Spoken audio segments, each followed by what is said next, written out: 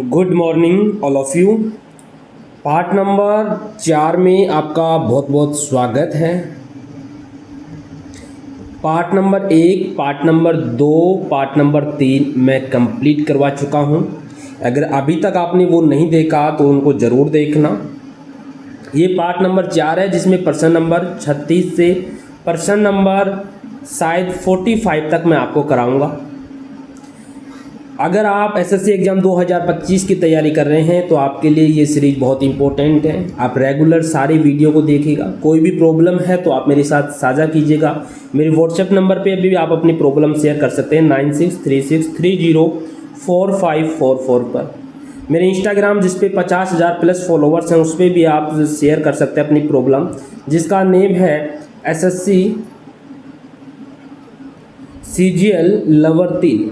इस पे अपने 50,000 से प्लस सब्सक्राइबर हैं, फॉलोवर्स हैं। आप भी फॉलो करके और फॉलोवर्स बढ़ा सकते हैं।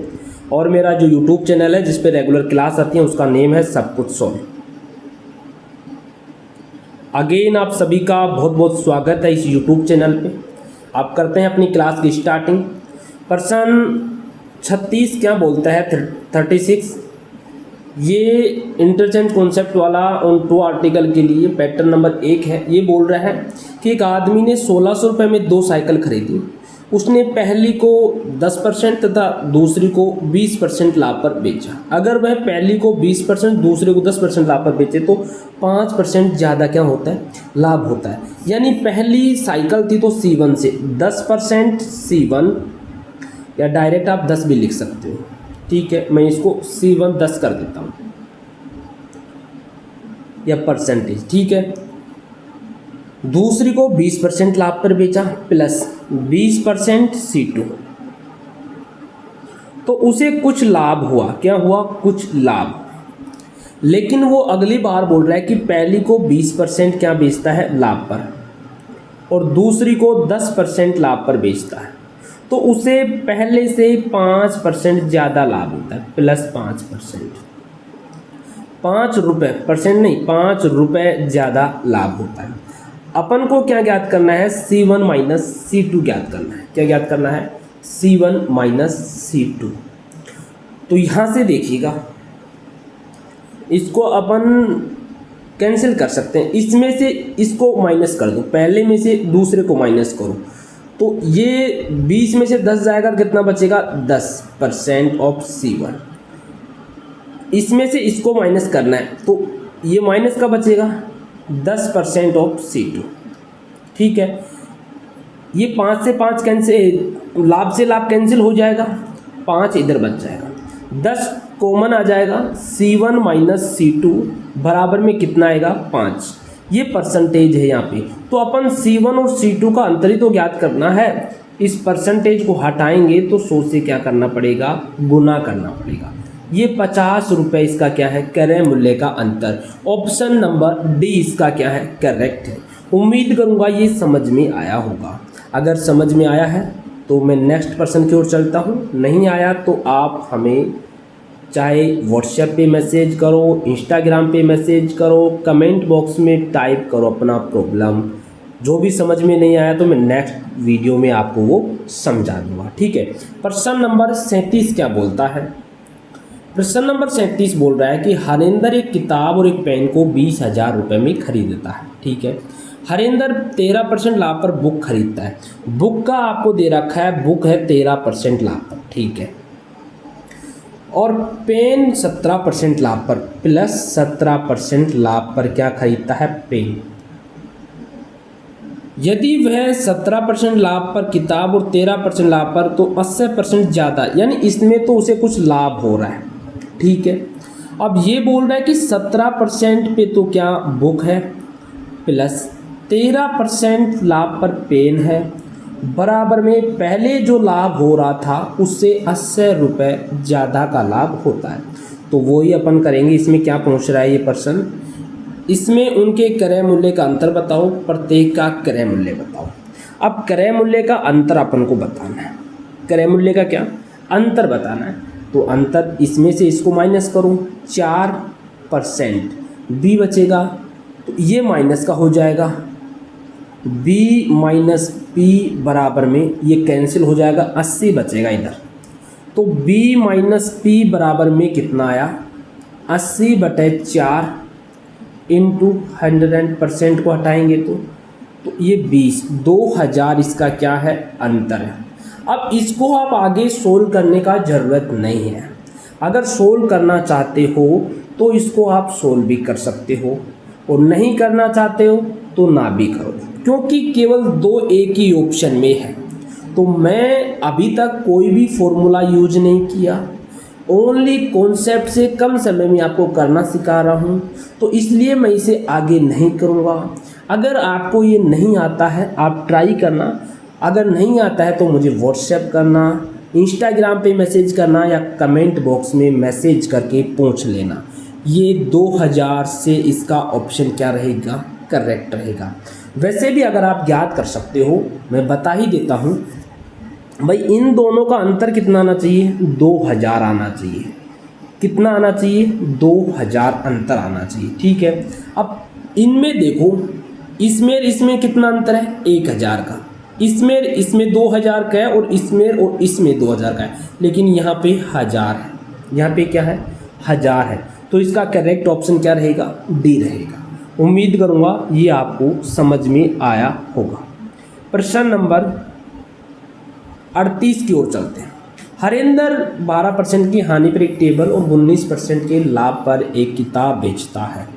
160 रुपये का लाभ कमाता है। यदि वह 12% की हानि पर टेबल और 16% की हानि पर किताब बेचता है तो 40 रुपये हानि होती है। एक किताब और एक टेबल का मूल्य ज्ञात करें। यानी पहले उसे 12% का क्या हुआ, लॉस हुआ। लॉस को अपन माइनस से दर्शा दिया। टेबल पर 19% लाभ पर किताब बेचता है, प्लस प्रॉफिट है 19% किस पर है, बुक पर, और वह 160 रुपये का लाभ कमाता है। यदि वह 12% लाभ पर टेबल, यानी टेबल परसेंट में 12 है, और 16% हानि पर बुक, तो उसे 40 रुपये की हानि होती है। उसे क्या होती है, 40 रुपये की हानि होती है। यानी माइनस को हानि से दर्शा दो। अब इसको आप डायरेक्ट यहाँ पे माइनस मत करो, प्लस ही करो, तो -12 में +12 ऐड होगा तो ये पूरा कैंसिल हो जाएगा। इधर क्या बचेगा, 3% ऑफ बी बचेगा, और इधर कितना बचेगा, 120। बी की वैल्यू कितनी आएगी, 120/3। परसेंटेज को हटाने के लिए 100 से गुना करते हैं, ये 40। यानी बी की वैल्यू अपनी 4000 निकल के आई, ठीक है। अपन को निकालना क्या है, टी बी निकालना है। वैसे ऑप्शन केवल एक ही ऑप्शन में 4000 है, डी आंसर है इसका। लेकिन अगर निकालना चाहते हो तो यहाँ पे 4000 लिख लो, बी का मान 19 लिख लो, अपॉन परसेंट को हटाने के लिए 100 लिख लो, तो ये कैंसिल हो जाएगा। कितना हो जाएगा, ये 19 76 हो जाएगा, 760। ये -12% है। लास्ट वीडियो में भी मैंने नहीं बताया था, इसी तरह निकालना है 160, ठीक है। माइनस का 760, ये यहाँ पे 760 है इसका मान, ये इधर जाएगा तो माइनस का हो जाएगा। तो यहाँ से कितना बचेगा, 160, इसमें से माइनस निकालो, 0 0 600 बचेगा। कितना बचेगा, माइनस से माइनस कैंसिल हो जाएगा। टी की वैल्यू कितनी आएगी, 600/12 × 100, 12 पंजा 60, 5000। मैं पहले ही बता दिया था कि इसका ऑप्शन क्या है, डी करेक्ट है। उम्मीद करूँगा ये प्रश्न भी आपको समझ में आया होगा। अगर आपको एसएससी एग्ज़ाम 2025 के लिए नोट्स चाहिए तो आप मेरे से संपर्क कीजिएगा, मैं आपको नोट्स प्रोवाइड कराऊंगा बहुत ही कम प्राइस के साथ, ठीक है। इन दोनों को मैं यहाँ से हटा देता हूँ। यहाँ पे तो कितना था, ये 4 था, यहाँ पे कितना था, ये 3 था, ठीक है जी। प्रश्न नंबर 39 क्या बोलता है, भीम एक टेबल 15% के लाभ और एक कुर्सी को 12% की हानि पर बेचता है। यानी टेबल तो 15% के लाभ पर, टेबल प्लस माइनस कुर्सी को 12% की हानि पर, चेयर क्या है 12% की हानि पर, और वह 540 का लाभ कमाते हैं, 540 का, बात खत्म।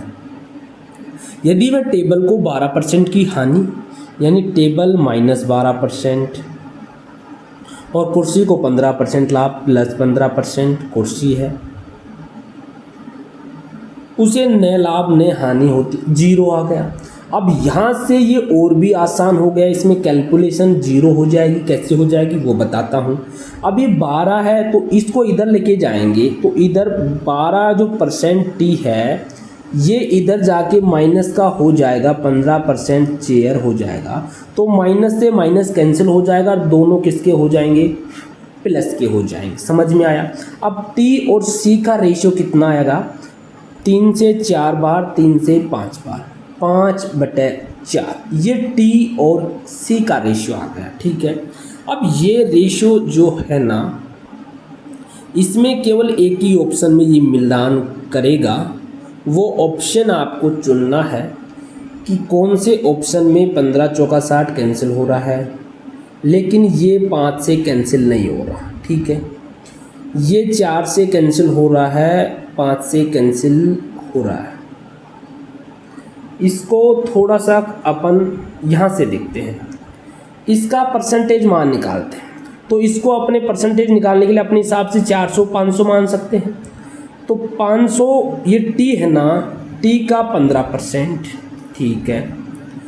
नीचे 100 लगाएंगे परसेंटेज को हटाने के लिए, ये कैंसिल होगा। ये तो 75 आएगा, 75 रुपये। और इसको 12%, नीचे 100 लगाएंगे परसेंटेज हटाने के लिए, 12 चौक 48। और इन दोनों का जो अंतर है वो अपन को कितना दे रखा है, 540। इन दोनों का जो अंतर है वो कितना आएगा, 27 आया। तो 27 दूना 54, 20 गुना पे बैठा है। कितने गुना पे बैठा है, 20 गुना पे। तो इसका भी अगर 20 गुना निकाल दें, कितना गुना, 20।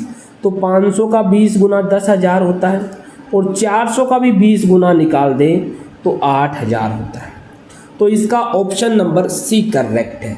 उम्मीद करूँगा ये समझ में आया होगा। यहाँ पे सबसे पहले आपने रेशियो निकाला, फिर ये परसेंटेज निकालने के लिए इनको 100 से गुना कर लिया, क्योंकि कैलकुलेशन को अपन को आसान करना है, जल्दी पर्सन को सोल्व करना है। अब यहाँ पे इनका डिफरेंट आपको देखिए माइनस लगा रखा है, ये डिफरेंट आपको 540 दे रखा है। इनका डिफरेंस 27 आया, 27 की वैल्यू 540 है, 20 गुने पे है, 20 गुने पे। 27 को 20 से गुना करेंगे तो 540 आएगा। तो 500 का 20 गुना निकाल दो, 400 का 20 गुना निकाल दो, आपका आंसर मिल जाएगा। उम्मीद करूँगा ये समझ में आया होगा। प्रश्न नंबर 40 ये बोल रहा है, हरिंदर सिंह एक पेन को 5% की हानि पर, पेन को माइनस लगाओ हानि के लिए, ये पेन हो गया साहब। किताब को 15% के लाभ पर, लाभ के लिए प्लस लगाओ, 15% बुक के लिए बी लगा दो। और पूरे व्यवसाय में 7 रुपये का लाभ होता है। यहाँ तक उम्मीद करूँगा कोई, अगर आपको भाषा पढ़नी आ गई, लैंग्वेज पढ़नी आ गई तो प्रश्न आसान हो जाएगा। अब बोल रहा है कि पेन को 5% के लाभ पर, ये प्लस रहेगा, प्लस को चाहे लिखो या मत लिखो बात एक ही है। पेन है ना 5% लाभ पर। फिर किताब को 10% के लाभ पर, इसमें भी 10% का लाभ है तो प्लस लगा दिया बुक के लिए। और उसे 6 रुपये का लाभ अधिक प्राप्त होता है। 7 का पहले था, 6 का और हो गया, टोटल लाभ 13 रुपये का हो गया। तो आपको पेन और किताब का क्रय मूल्य ज्ञात करना है। जोड़ेंगे तो ये कैंसिल हो जाएगा। इनको जोड़ेंगे 25% ऑफ बी आएगा, इसको जोड़ेंगे 20 आएगा। बी की वैल्यू कितनी आ जाएगी, 20/25। इस परसेंटेज को हटाने के लिए 100 से गुना कर देंगे, 25 चौका 100, 20 चौक 80, यानी बुक का जो प्राइस आया 80 रुपये आया। सब ऑप्शन में 80 है तो हमें पी का मान निकालना जरूरी है। तो यहाँ पे 15% है ना, ये 15%, इसको 80 से गुना करो, परसेंट को हटाने के लिए नीचे 100 लगा दो, ये कैंसिल हो गया। 5 से 2 बार, 5 से 3 बार, 2 से 4 बार, यानी 12 इसका मान आ गया। इधर करेंगे माइनस का हो जाएगा, -5%, पी बराबर में -5, क्योंकि 7 में से 12 जाएंगे तो 5। तो पी की वैल्यू कितनी आई, पी की वैल्यू 5/5 इंटू परसेंटेज को हटाने के लिए 100 लगाते हैं, ये कैंसिल, यानी पी की वैल्यू 100 आई। पी की वैल्यू पहले पेन बोल रहा है तो 100 आ गया, फिर बुक बोल रहा है बुक का अपन 80 निकाल दिया। इसका ऑप्शन नंबर बी क्या है, करेक्ट है। उम्मीद करूँगा ये भी समझ में आया होगा। अब टाइप 4 कंप्लीट हो गई है, टाइप 5 अपन स्टार्ट करते हैं बेस्ड ऑन एलिगेशन। ठीक है, ये एलिगेशन पे आधारित है। दो घड़ियाँ, पहली घड़ी को 12% लाभ पर, दूसरी घड़ी को 16% हानि पर। पूरे व्यवसाय में उसे लाभ या हानि नहीं हुई है, पूरे व्यवसाय में उसे ना तो लाभ हुआ है ना हानि, यानी जीरो रहा है। क्या रहा है, जीरो। पहली घड़ी फर्स्ट 12% का लाभ, ठीक है।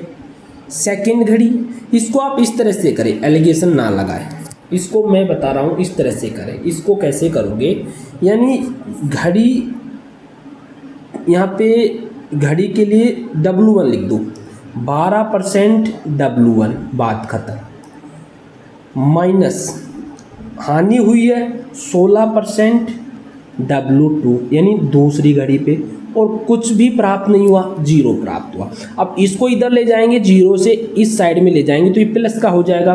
12% W1 बराबर में ये 16% W2। 4 से कैंसिल हो जाएगा 3 बार, 4 से कैंसिल हो जाएगा, इधर परसेंट था 4 बार। ठीक है, अब W1 और W2 का जो मान आया वो 4/3 आया, यानी 7 आया टोटल 7 आए। इनको ऐड करेंगे और 7 की वैल्यू परसेंट बोल रहा है कि 840 है। 840 कितने गुना पे है, 14 17 84। ठीक है, नहीं 12 आएगा यहाँ पे, 12 17 84 होता है। ये कितने गुना पे है, 120 गुना पे है। अब आप इसका 120 गुना निकाल दो, इसका 120 गुना निकाल दो। इसको 120 से गुना करोगे 12 चौक 48, 480। इसको 120 से गुना करोगे 12 3 36, 360। ये ऑप्शन चेक करो, दोनों का अपन को क्या करना है, अंतर निकालना है। अंतर क्या करना है, निकालना है। 40 और 80 का अंतर 120। ऑप्शन नंबर सी करेक्ट है, यानी 480 में से अगर आप 360 को माइनस करोगे 120 इसका करेक्ट आंसर आएगा। उम्मीद करूंगा ये आपको समझ में आया होगा। प्रश्न नंबर 42, ये प्रश्न क्या बोल रहा है कि हरेंद्र सिंह 2 घड़ियाँ ₹847 में खरीदता है। पहली घड़ी को इतने % लाभ पर, दूसरी घड़ी को, यानी फर्स्ट जो घड़ी है ना, इसको अपन सही के रूप में लिखेंगे तो 4/9 लिख देंगे। ठीक है, और दूसरी घड़ी है ये W1 है, और W2 को हानि पर, ये हानि है ना, इसको अपन कितना लिखते हैं, मैंने पहले वीडियो में पार्ट नंबर 1 में, पार्ट नंबर 2 में, पार्ट नंबर 3 में और पार्ट नंबर 4 में भी बता रहा हूँ कि 16 सही 2/3 को 1/6 कैसे लिखते हैं। 16 3 48 और 2 50/3। परसेंटेज को हटाने के लिए 100 का भाग देते हैं 2, 1/6 आया ना, तो इसको 1/6 लिखते हैं, 1/6 W2। और पूरे व्यवसाय में कुछ नहीं प्राप्त हुआ, यानी जीरो हुआ, जीरो। ना तो लाभ प्राप्त हुआ ना हानि, कुछ भी प्राप्त नहीं हुआ। ठीक है, अब यहाँ से इसको देखिएगा, ये W1 इंटू 4/9 है, ये इधर जाएगा प्लस का हो जाएगा, W2 इंटू 1/6 है, 3 3 9, 3 दूनी 6। ठीक है, अब W1 अपॉन W2 का जो मान आएगा ये कितना आएगा, 3/8। ये उधर जाएगा ऊपर और ये नीचे गुना हो जाएगा। ठीक है, अब ये 8 यानी 11 है ना टोटल, 3 + 8, 11 की वैल्यू पर्सन बोल रहा है कि 847 है। कितनी है, 847। कितने गुना पे है, 11 7 77। कितना बचा, 7, और 11 7 77, यानी 77 गुने पे है। इसका भी आप 77 गुना निकालो, इसका भी आप 77 गुना निकालो, तो घड़ियों के क्रय मूल्य ज्ञात करें। घड़ियों के क्रय मूल्य ज्ञात करोगे तो 7 या 21, 7 या 21 रे 22। ठीक है, 7 या 21 और 7 या 21 और 2 23, 231। सबसे पहले तो आप देखो कि सब में है ना एक एक क्रय मूल्य दे रखा है, केवल एक ऑप्शन है जिसमें 2 क्रय मूल्य दे रखा है, और 231 भी इसी में दे रखा है। तो आंसर क्या है, सी ऑप्शन इसका क्या है, करेक्ट आंसर। ये प्रश्न नंबर 42 हो गया। टाइप नई स्टार्ट होती है, type number 6 based on same SP, यानी जिनका विक्रय मूल्य समान हो। बोर हो रहे होंगे क्योंकि ये रिकॉर्डिंग क्लास है, आज मैं लाइव नहीं ले पा रहा हूँ। नेक्स्ट जो वीडियो होगा वो शायद लाइव के रूप में आपको उपलब्ध हो सके। और आप सभी का बहुत बहुत धन्यवाद, 2 दिन में आपने 10 सब्सक्राइब बढ़वाए हैं। इसी तरह से आप मेरा सपोर्ट करते रहना यूट्यूब पर, जैसे आपने इंस्टाग्राम पे 50,000 फॉलोवर्स की है, इसी तरह आप मेरे यूट्यूब पे भी सपोर्ट करते रहना। अब इसमें अगर आपको दोनों प्रॉफिट और लॉस, लाभ और हानि समान एक्स दी हुई हो तो उसके लिए एक फॉर्मूला होता है x² / 100%। अगर अलग अलग दी हुई है तो उसके लिए फॉर्मूला होता है 100 x + y + 2xy / 200 + xy + y। लेकिन ये फॉर्मूला मैं यूज नहीं करूँगा। स्पेशल मेरे वीडियो में यही पूरे चैप्टर में आपको यही मिलेगा कि विदाउट फॉर्मूला मैं आपको 14 टाइप कंप्लीट कराऊंगा और इन 14 टाइप के बाहर से आपको एक भी प्रश्न नहीं मिलेगा। जो पूरे प्रश्न मिलेंगे, चाहे आप रेलवे का कोई भी एग्ज़ाम दे लेना, चाहे एसएससी का कोई भी एग्ज़ाम दे लेना, ये सारे प्रश्न इन 14 टाइप से मिलेंगे। यानी प्रॉफिट लॉस अब आपको कहीं भी पढ़ने की ज़रूरत नहीं है। प्रश्न नंबर 43 क्या बोल रहा है? ये बोल रहा है 2 वस्तुओं का विक्रय मूल्य समान है। अभी मैंने बोला कि समान के लिए ये फॉर्मूला लगा लो x² / 100, यानी 100 है, हमेशा इसमें हानि होगी, ये बात आपको ध्यान देना है। बटे 100, 10 का स्क्वायर 100 कैंसिल हो जाएगा, 1% इसका क्या हानि को अपन माइनस से रिप्रेजेंट करते हैं। अगर आप इसे फॉर्मूले से नहीं करना चाहते, फॉर्मूले ये इसलिए बताया हूँ इसका फॉर्मूला क्योंकि इससे आसान है, कैलकुलेशन 0 है, इसमें डायरेक्ट आंसर आ गया। वैसे करोगे तो ये बोल रहा है कि पहले पर 10% लाभ, 10% का जो नॉर्मल मान होता है 1/10 होता है, यानी 10 रुपये में कोई वस्तु खरीदा, 1 रुपये का लाभ, 11 रुपये में बेच दिया। दोबारा 10 रुपये में खरीदा, 1 रुपये की हानि बोल रहा है, 9 रुपये में बेच दिया। यानी 100 रुपये में अपन वस्तु खरीदे, 99 रुपये में बेच दिया, तो 1 रुपये की क्या हुई? हानि हुई। मैंने पहले वीडियो में पार्ट नंबर 1 में, पार्ट नंबर 2 में, पार्ट नंबर 3 में और 4 में भी बता रहा हूँ कि जो हानि है और जो लाभ है ये हमेशा सीपी यानी क्रय मूल्य पर ज्ञात करते हैं। तो 100 पर कितने रुपए की हानि? 1 की। तो परसेंटेज में ज्ञात करने के लिए अपन क्या करेंगे?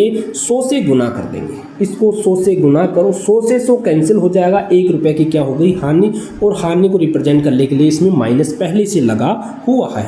प्रश्न नंबर 44, ये भी इम्पोर्टेंट प्रश्न है और विदाउट फॉर्मूले से करवाऊंगा। वैसे इसको करना चाहो फॉर्मूले से तो भी आसान है, दोनों समान दे रखे हैं, याद रखो, एक बार लाभ एक बार हानि दे रखी है, तो सीधा 20 का स्क्वायर करो, 100 का भाग दो, ये 400 हो गया और इसमें 100 का भाग दोगे, 4% की हानि होगी, हानि। लेकिन इसमें ये नहीं बोल रहा है, इसमें पूरे सौदे का परिणाम बोल रहा है। क्या बोल रहा है? परिणाम। तो इसको मैं विदाउट फॉर्मूले से आपको बताने की कोशिश करता हूँ, ठीक है। ये बोल क्या रहा है? ये बोल रहा है कि 20% की हानि, 20% का सबसे पहले आपको नॉर्मल मान पता होना चाहिए, 1/5 होता है। यानी 5 रुपये में कोई वस्तु खरीदा, 1 रुपये की हानि होगी, 4 रुपये में बेच दिया, बात खत्म। फिर 20% का लाभ, 5 रुपये में कोई वस्तु खरीदा, 1 रुपये का लाभ हो गया, 6 रुपये में बेच दिया। अब ये 25 रुपये में वस्तु खरीदा और 24 में, लेकिन गलती हो गई। गलती क्या हुई वो बताता हूँ। ये बोल रहा है कि प्रत्येक को 1-1 लाख रुपए बेचा गया, यानी एसपी दोनों का समान होना चाहिए। इनको समान बनाओ, समान बनाने के लिए ऊपर नीचे समान संख्या से गुना कर दो। यानी इसको 24 बनाना है तो 6 से गुना करना होगा, इसको 24 बनाना है तो 4 से गुना करना होगा। यानी 6 से ऊपर को, 4 से नीचे को। तो ये कितना हो गया? 30 हो गया, और ये कितना हो गया? 20 हो गया। ये 24 और ये 24, यानी ये 50 रुपये हो गया, ये 48 रुपये हो गए। 2 रुपये की हानि हो गई 50 में, ठीक है। तो 100 पे अपन को हानि नहीं ज्ञात करनी, पूरे सौदे में परिणाम ज्ञात करना है। परिणाम यानी अपन को परसेंटेज में इसका मान ज्ञात नहीं करना है। 24 की वैल्यू कितनी दे रखी है अपन को? इस 24 की वैल्यू अपन को 1 लाख दे रखी है। कितनी? 1 लाख। तो 1 की वैल्यू कितनी आएगी? 1/24 लाख। 1/24 लाख।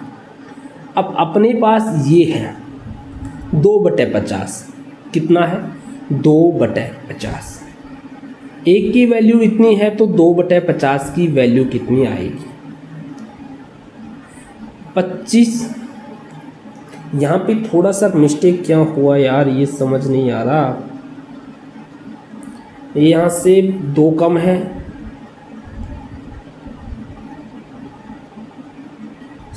हाँ समझ में आ गया, समझ में आ गया। ये 50 जब लगाएंगे जब हमें परसेंटेज में मान पूछ रहा है। अब 1 की वैल्यू 1/24 लाख है, ठीक है।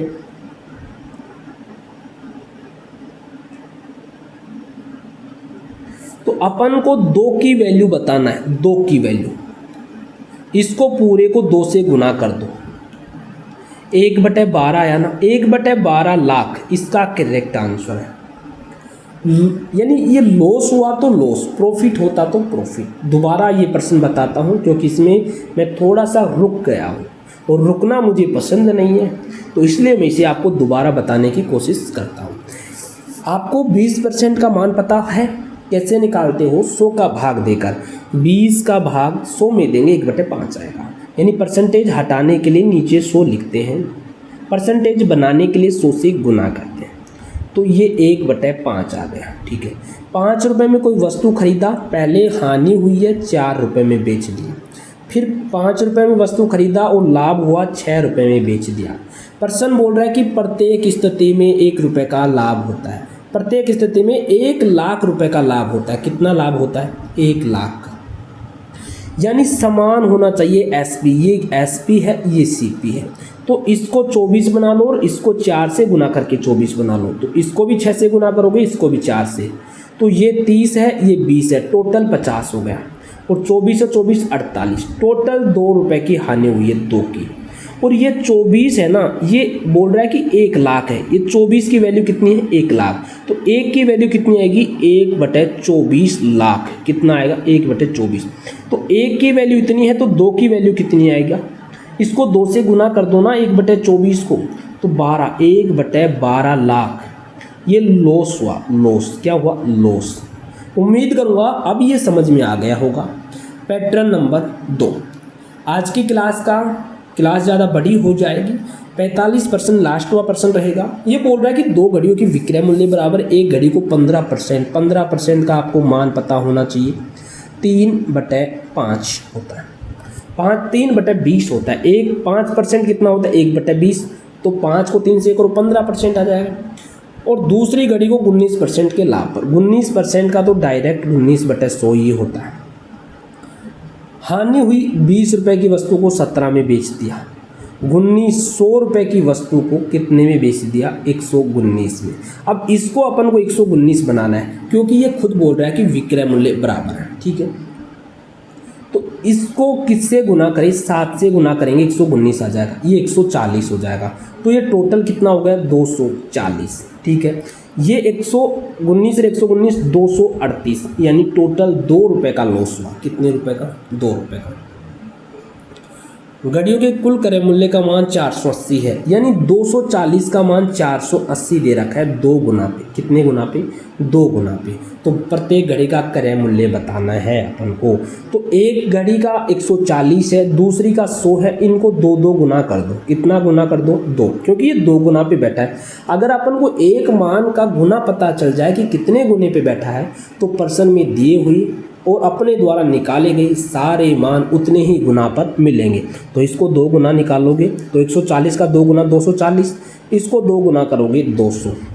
तो इसका जो करेक्ट ऑप्शन है 140 का 280 होगा। ऑप्शन नंबर 1 करेक्ट है। उम्मीद करूंगा आज की क्लास में आपको बहुत ही आनंद आया होगा और आपको सारे प्रश्न समझ में आए होंगे। फिर अगेन बोल रहा हूं कि अगर आपको कोई भी प्रॉब्लम है तो मेरे व्हाट्सएप नंबर 9636304544 पे मैसेज करके डिस्कस कर सकते हो, अपनी प्रॉब्लम को शेयर कर सकते हो। इसके अलावा आप मेरे इंस्टाग्राम SSC CGL लवर 3 को फॉलो ज़रूर करें। यूट्यूब चैनल सब कुछ सोल्व को सब्सक्राइब ज़रूर करें। आज की क्लास में लास्ट तक बने रहने के लिए आपका बहुत बहुत धन्यवाद। Thank you, bye bye.